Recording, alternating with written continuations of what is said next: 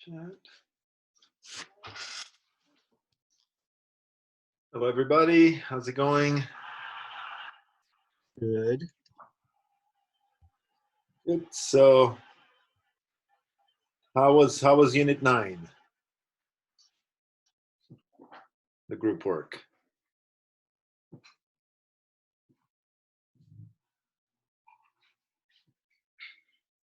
Challenging.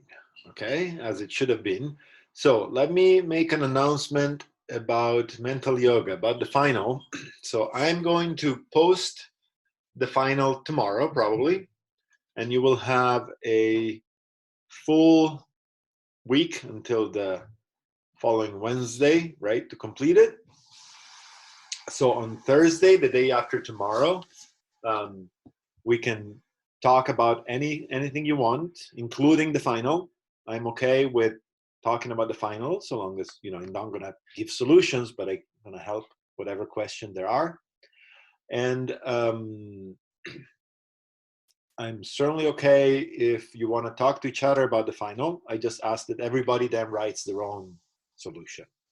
I'll be able to tell. So, any questions?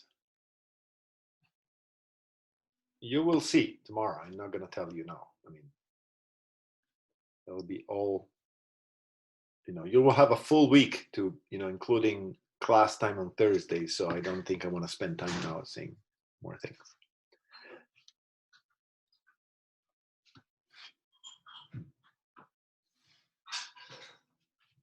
Okay. So let me pop out the chat again.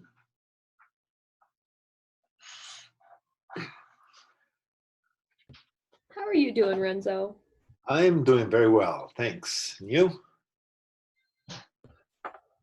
Ready for the semester to be over. Yes, same here, same here. Yeah.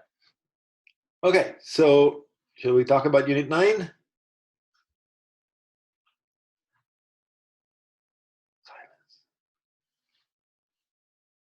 Yes. Thank you. So I have something I can say, but it would really help if you told me what was easy, what was hard.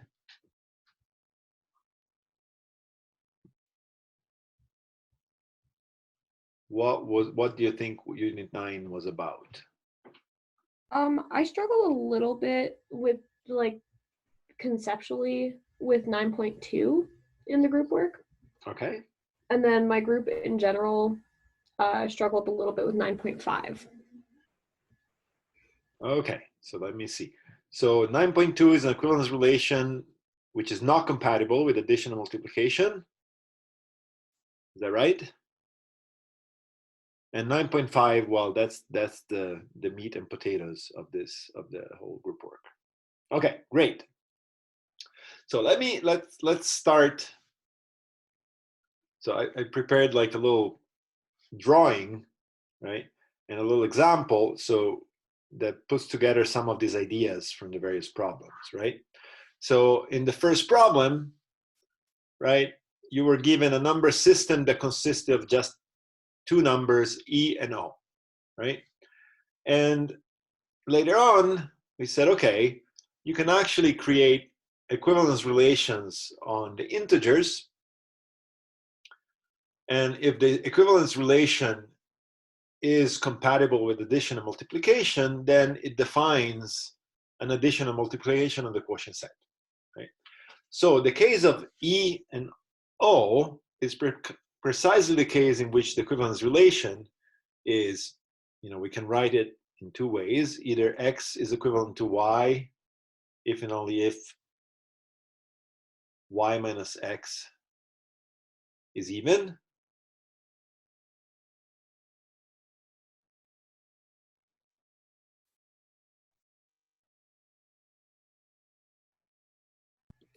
What's the little pi symbol? Pi symbol, this is the name for the projection function.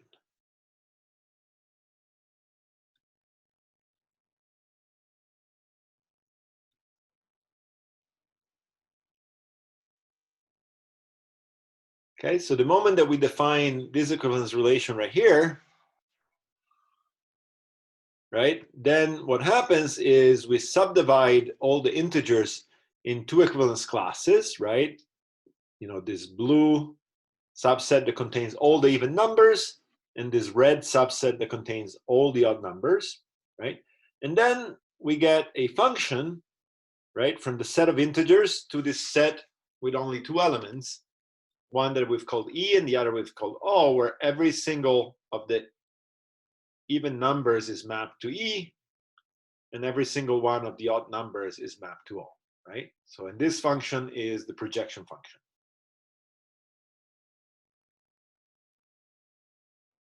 Okay.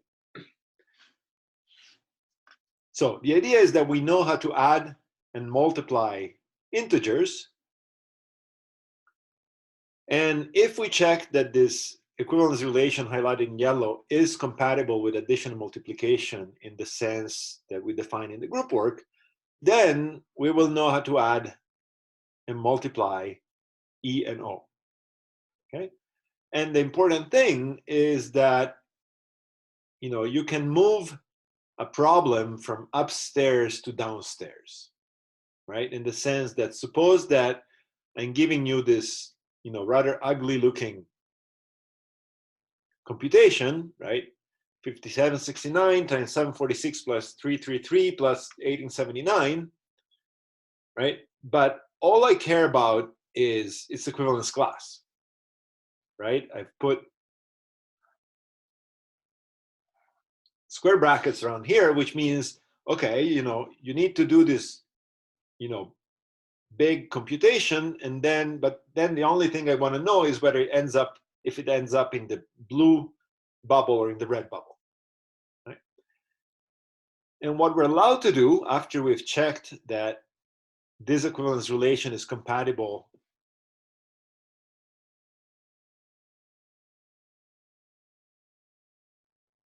with addition and multiplication, what we're allowed to do is we're allowed to say, okay, so I can just, instead having one square bracket around everything, I can put square brackets, you know, everywhere.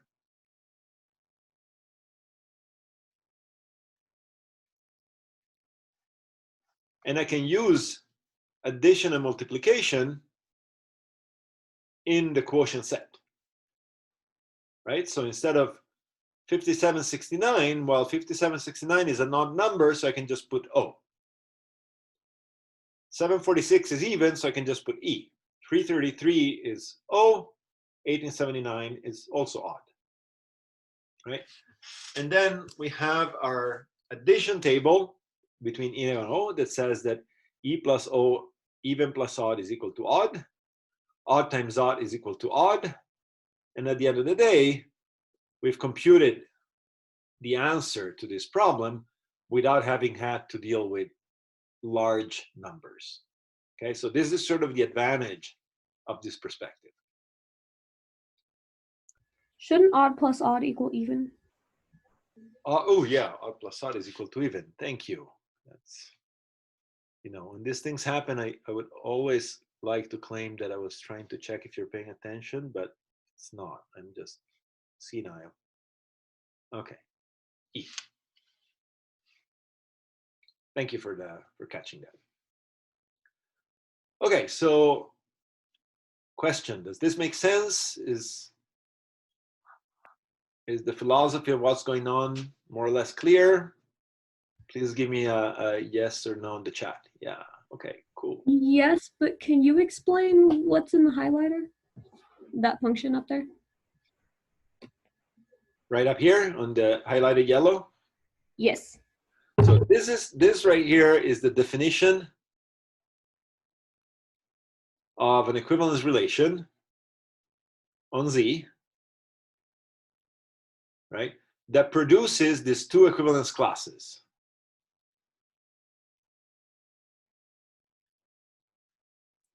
Right? Because if you notice, the property that all these numbers in blue have in common is that if you take any two of them and you subtract them, then you get an even number.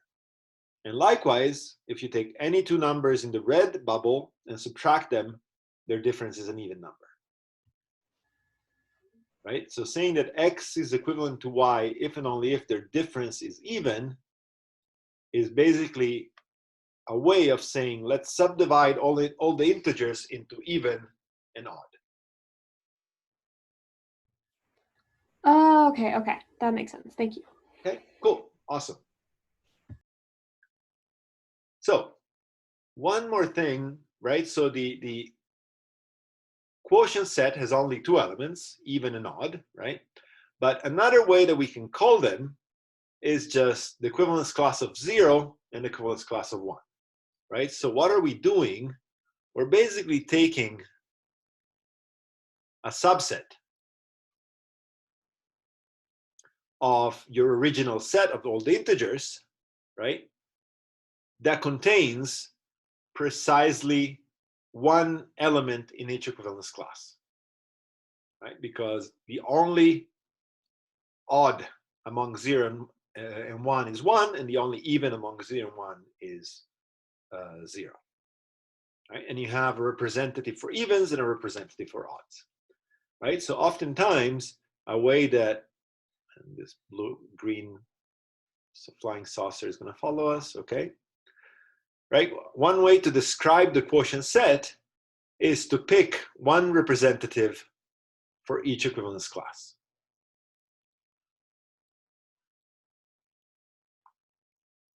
Okay? And of course, see if I can make this reset somehow.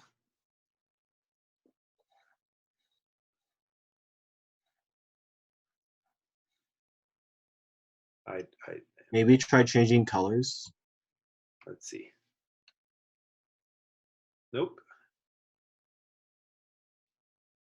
Changing pen.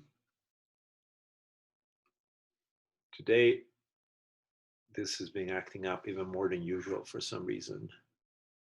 So close, reopen. Okay, it worked. I mean, it erased some of the stuff, but it worked.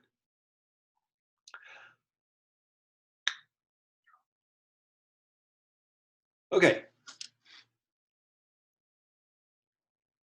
So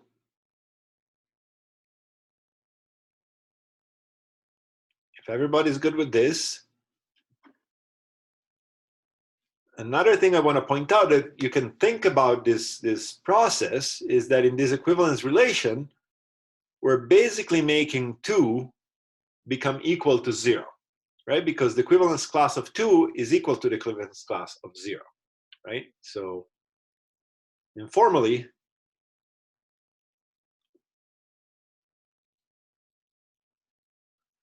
we're making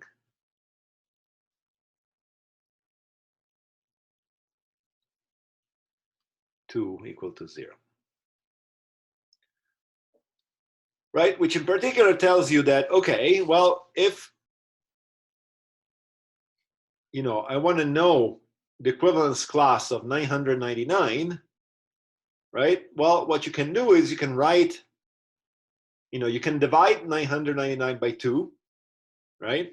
And so you have that 999 is 2 times 499, and then there is a remainder of 1, right? So this is remainder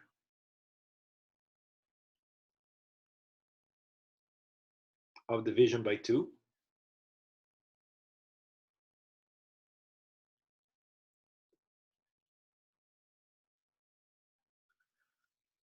And because we're making 2 equal to 0, then 0 times whatever dies. So this part basically is irrelevant, right? So for the point of view of equivalence classes, right?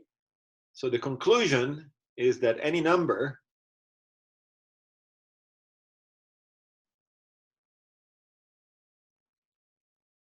is equivalent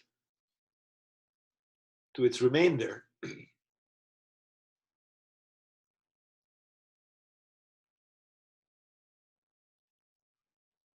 after division by 2.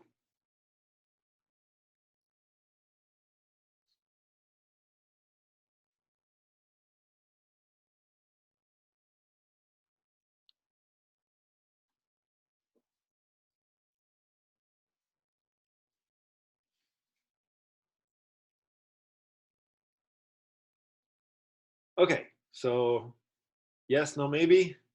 Quick check on the chat, please.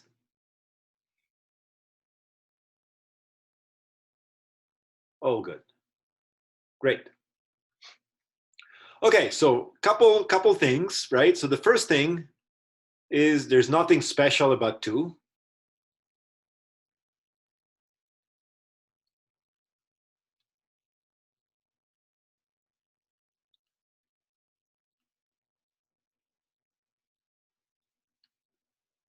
And in fact, in the group work,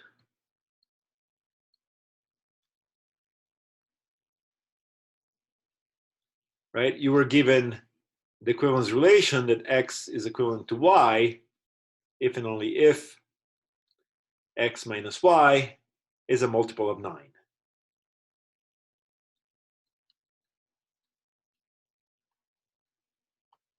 Right?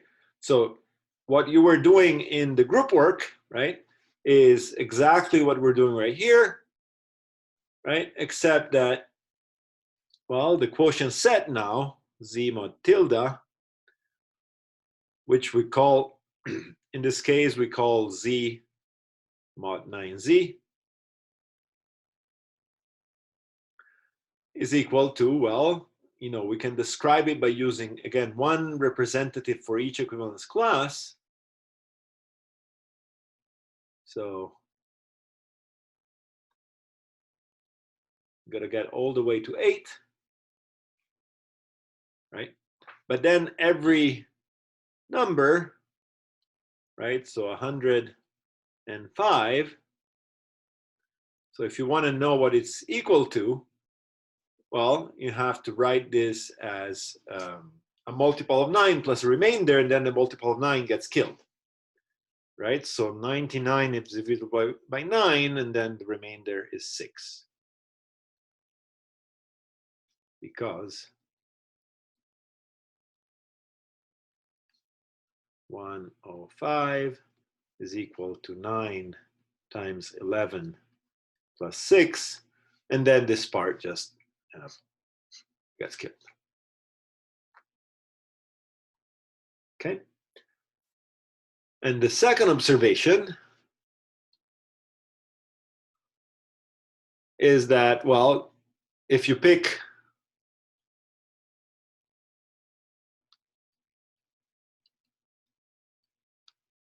tilde at random, then, you know, you won't have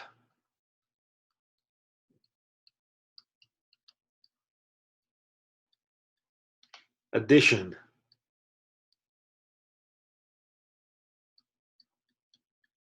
and multiplication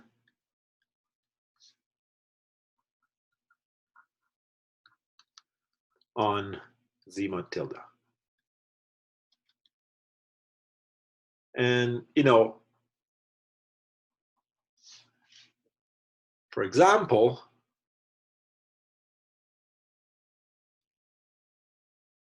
right, suppose that we say that, you know, we give an equivalence relation such that 1 is equivalent to 2, and all the other numbers are only equivalent to themselves.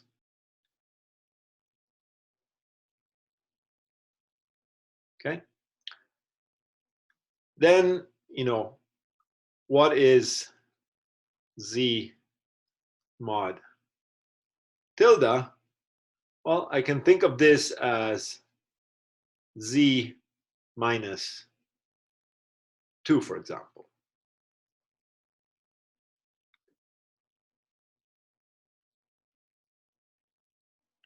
Right? Because, well, I need to pick only one representative for the equivalence class that contains both 1 and 2. I choose 1, 2 is left out. I check it out. Right? And because all the other numbers are only equivalent to themselves, then I keep everything. Right? And then I have in this quotient set,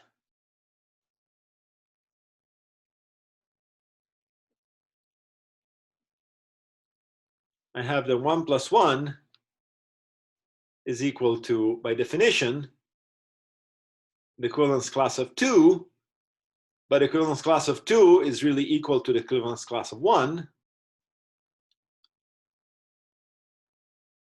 So I have the 1 plus 1 is equal to 1. But also 1 is equal to 2. 1 is equal to 2. And so the rule tells me that 2 plus 2 should be equal to the equivalence class of 4. And that's not 1. Right? So on the left-hand side, I have the same thing. And on the right-hand side, I have two different things. So that's a problem. That's why addition on this quotient set is not defined. Okay.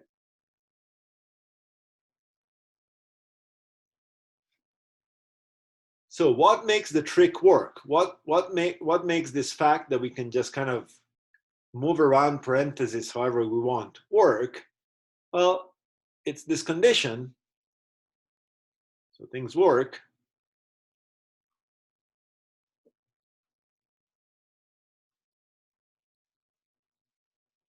when tilde is compatible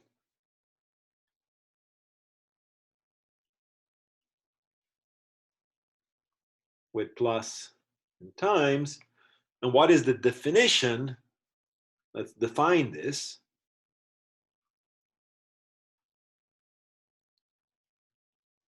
So compatible with plus,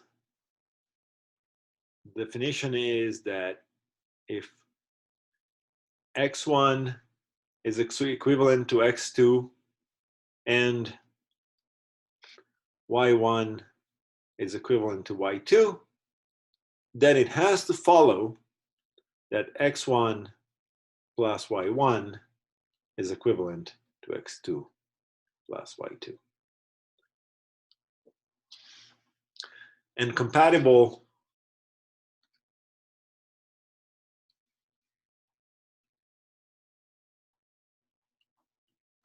with times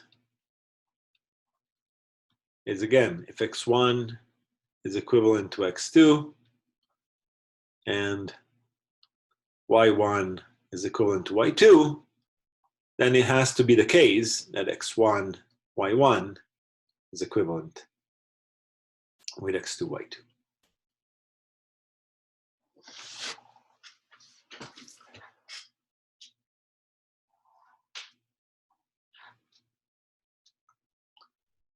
Okay, how are we doing? Is everybody still with me?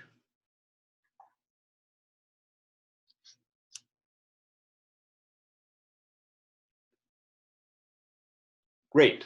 So let's, I'm a little bit confused on the application of these definitions.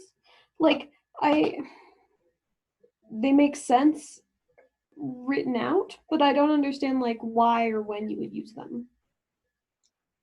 So when you use them is if I give you an equivalence relation, right?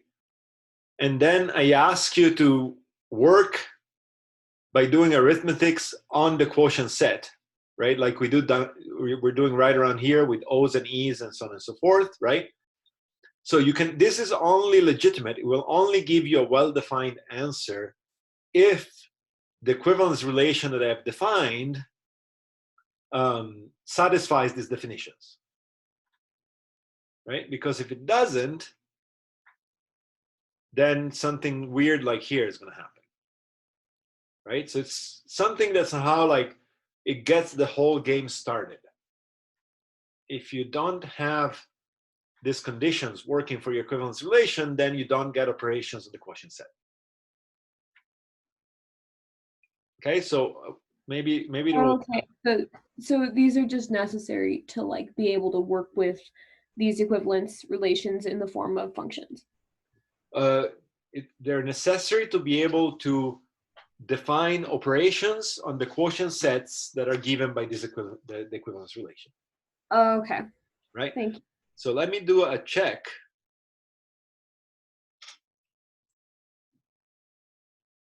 Right? Let's take the equivalence relation that we defined earlier, right? That says that x. Let me actually not use x anymore, so that I don't.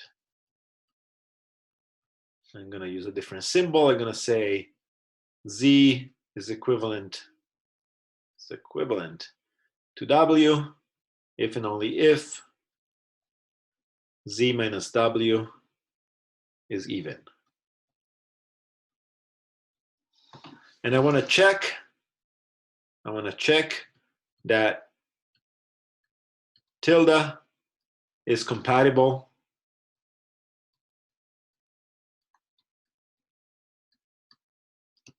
with multiplication, which I noticed gave people a little bit more trouble in the group work. Right? So what are my hypotheses?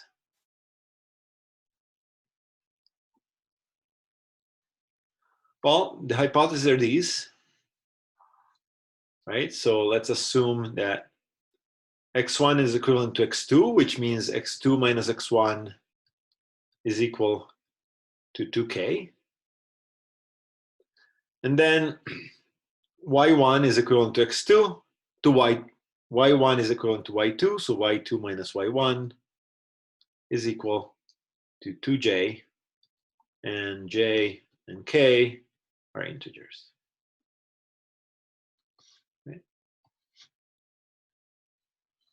So these are my hypotheses. And what I want to show, right, I want to get here. I want to get to my thesis, right? I want to show that eventually, after some computations,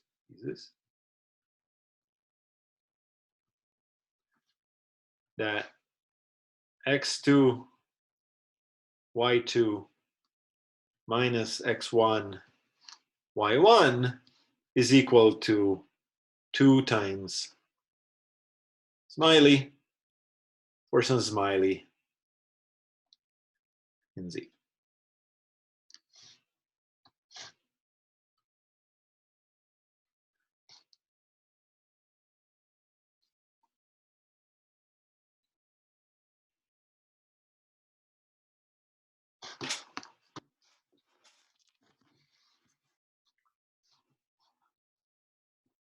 Okay, so how do I get to this statement? Well, we have to do a little bit of algebra, right? So one way that we can do it is we can say, okay, how about I just, let me see. Let me do this right. If I, well, I can start with x2, y2 minus x1, y1. And then I can say, okay, so I can use these equations here and here to substitute. I can solve for x2, right? And x2 is x1 plus 2k. And this is by using dot. And y2 is y1 plus 2j. This is using double dot minus x1, y1. Right? So I've replaced this term with this term by solving these two equations for x2 and y2.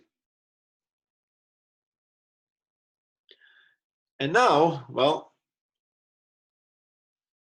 we do some algebra, right? This becomes, we FOIL these products, x1, y1, plus x1 times 2j, plus 2k times y1, plus 2k times 2j, and then minus x1, y1, the other term. And now we observe that x1, y1 minus x1, y1 cancels. And then we can pull out a factor of 2 from everything else. So I have left jx1 plus ky1 plus 2jk.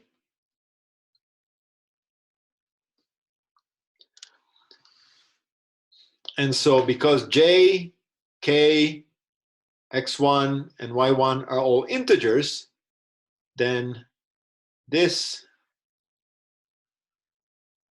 is an integer.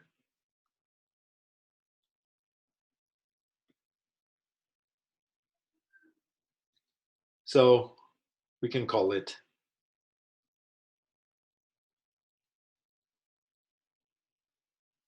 Smiley if we want. And if we call this integer Smiley, then we've shown exactly what we wanted to show, right? Because we started this chain of equalities with x2, y2 minus x1, y1, and we've ended it with 2 times an integer that we can call Smiley if we want.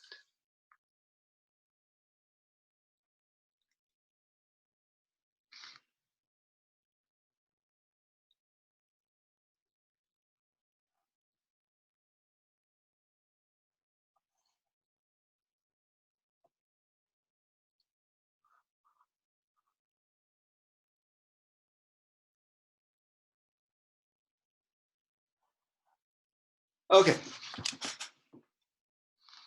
So does this make sense? Please give me a yes or a no.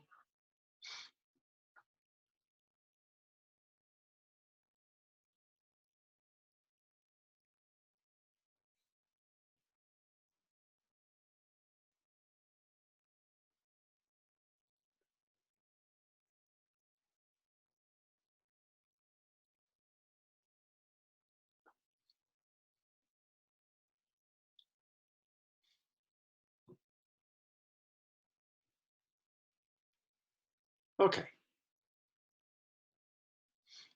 So let's talk a little bit about 9.5 then to conclude.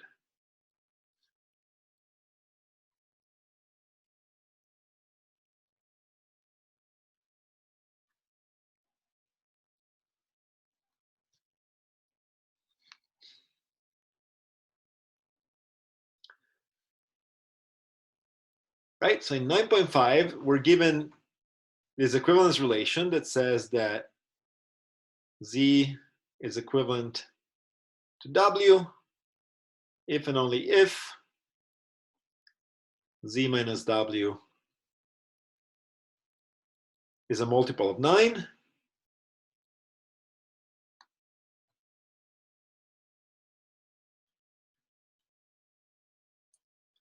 Which in particular gives us a quotient set with 9 elements, the equivalence class of 0, equivalent class of 1, dot, dot, dot, all the way to the equivalence class of 8. And this equivalence relation, which is, in exactly the same way that we checked it here for the number 2, one can show that this equivalence relation is compatible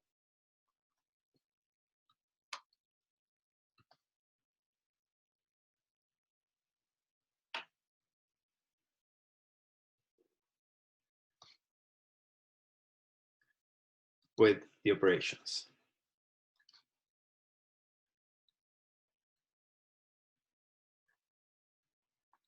plus in time.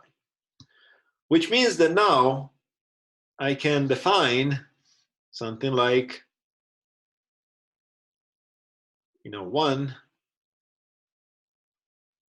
plus 1, and no problem, this is equal to 2. Great. 1 and 1 are in this set, 2 is in this set as well. Great. But how about if I want to do 5 plus 4?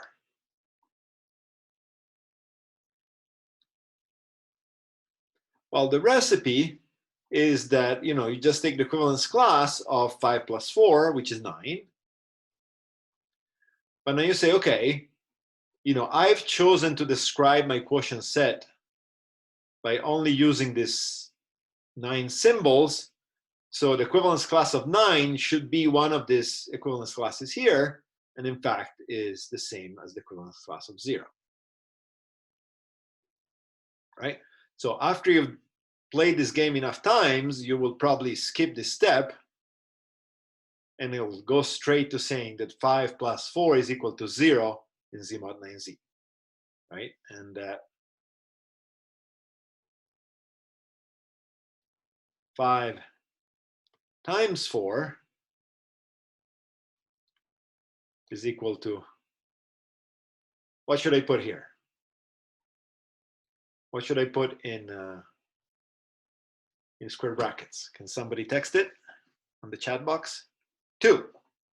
That's correct, right? 2, because 2 is the same as 20. Right? 20, let me write it here. 20 is equal to 2 times 9 plus 2. And then everything that has a factor of 9 gets killed when you put square brackets. So 20 is equal to 2, so 5 times 4 is 2. Okay?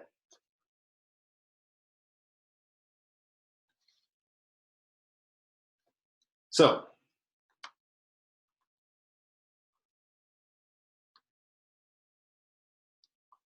what is 10 equal to?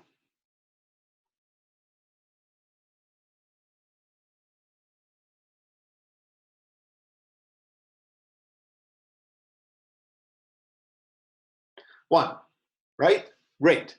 Now, from this simple fact, right, and the fact that, we can rearrange the parentheses however we want, can you tell me what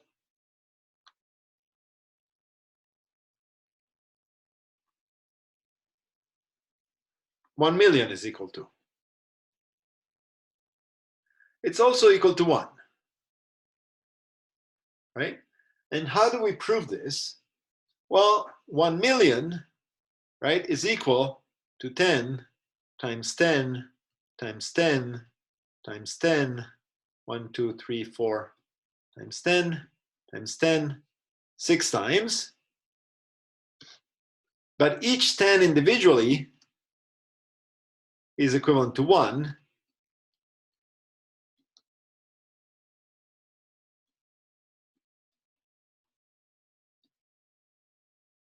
One, two, three, four, five, 6. And 1 times 1 times 1 times 1, well, that's 1. It's not very exciting. Okay. So we can use this trick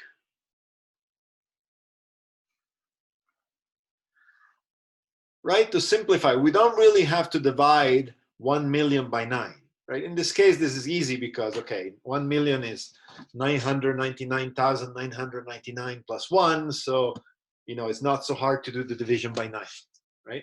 But if we didn't want to do that, we didn't have to, okay? And so along these lines, what if we care about the equivalence class of a number like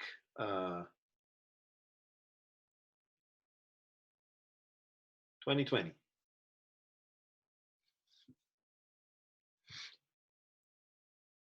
So, you know, if you wanted to follow the rule right away, you'd say, okay, you have to write 2020 as 9 times something plus the remainder, and then you look at the remainder. Okay, but what we can do is we can say, okay, well, you know, what does 2020 mean in, you know, given that we have a decimal system? It really means 2 times 1000 plus 2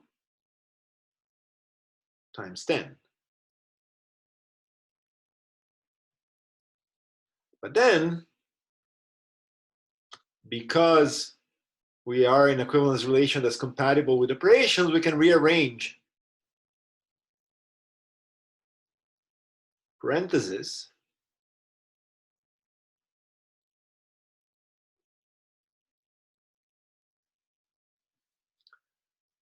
and now we know already that 1000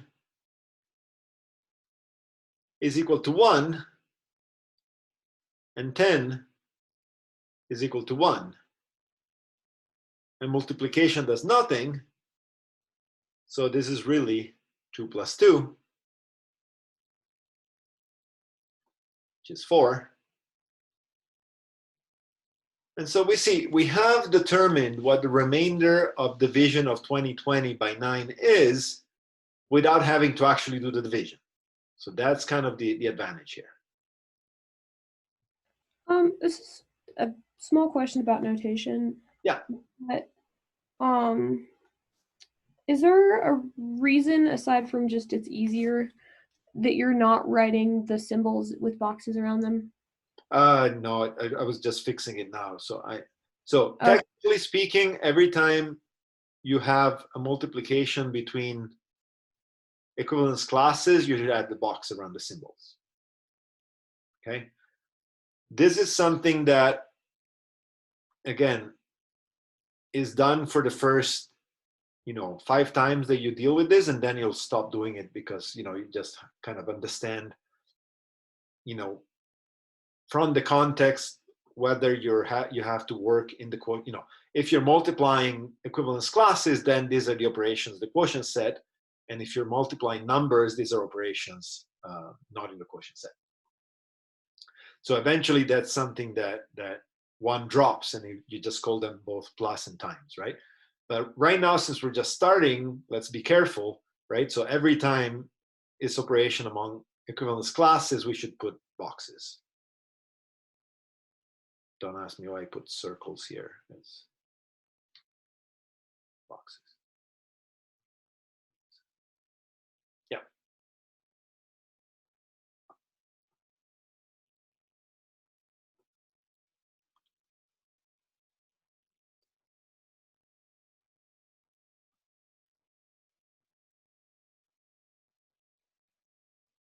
Cool.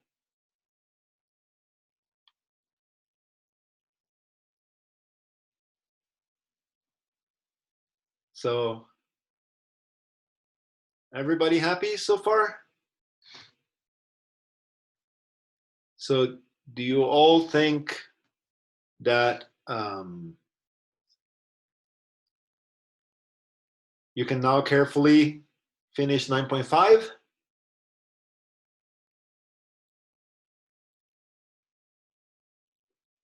Right here.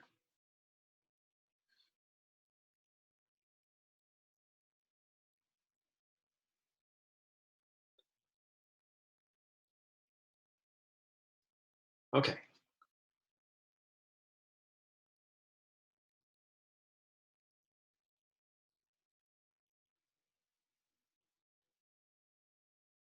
Great. So I think that's all that I wanted to say today. So one thing that I can say is that the final will use will be very much based on these ideas, right? So I mean, you will see the final tomorrow. So, you know, and you will have the chance to ask any question you want on Thursday.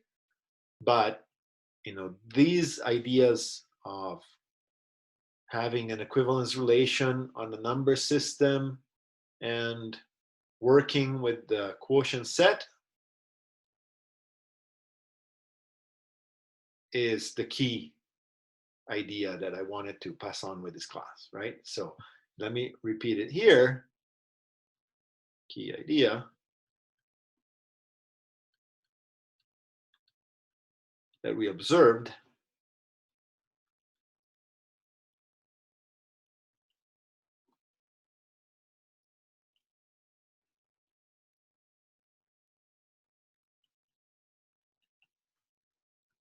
is that in this case, what we looked at, so Z is a number system.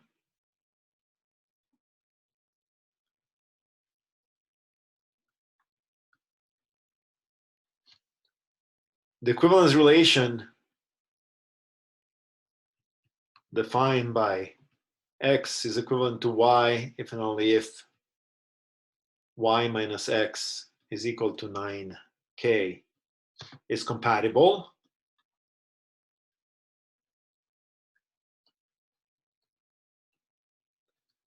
With plus and times. And as a consequence, what this gave us is that the quotient set, which we call Z mod D, is a number system.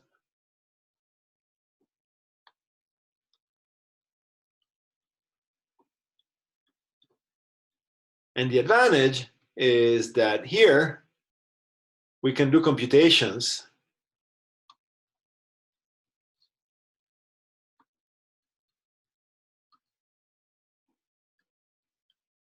about the remainder of division by 9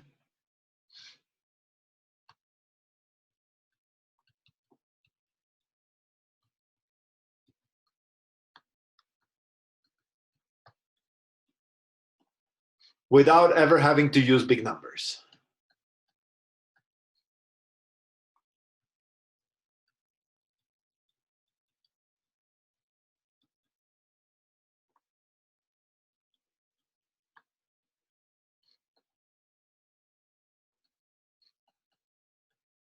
In fact, if you want, you can have the largest number you ever deal with be 8. Okay, so the advantage is your computations become much, much simpler. Obviously, the disadvantage is that this computation will only know about remainders of division by 9.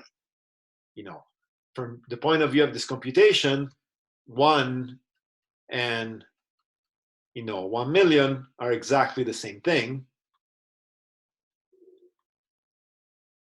And so obviously, if you're dealing with a problem where these things are not the same, then this is not a good simplification, right? If you're talking about the amount of money you win at the lottery, then $1 and $1 million makes a big difference, right? So you don't want to say, pay me in Z mod 9Z, right? But if what you care about is about just remainder of division by 9, then this is a way to simplify computations. Cool. Any last minute questions?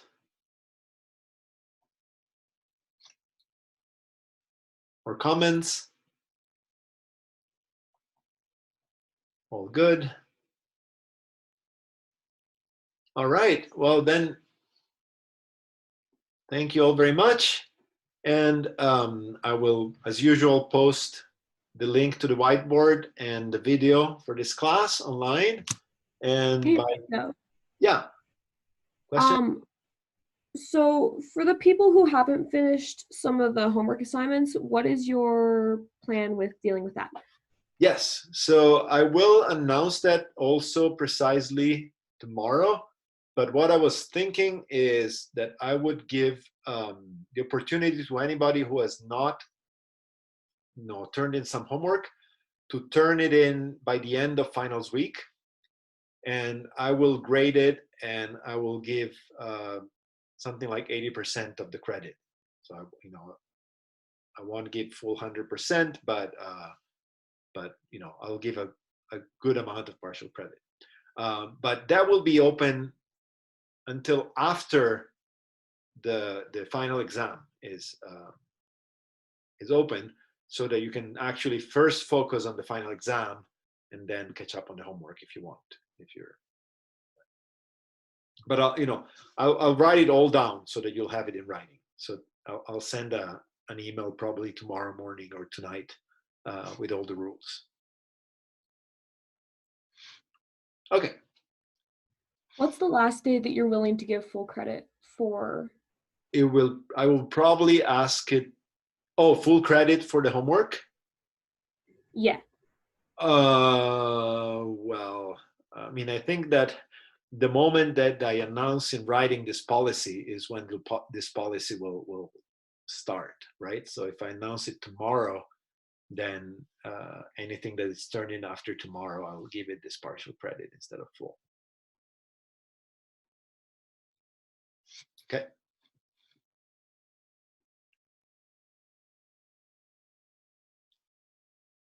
Cool. All right, then see you all on Thursday. Bye, everybody. Oops.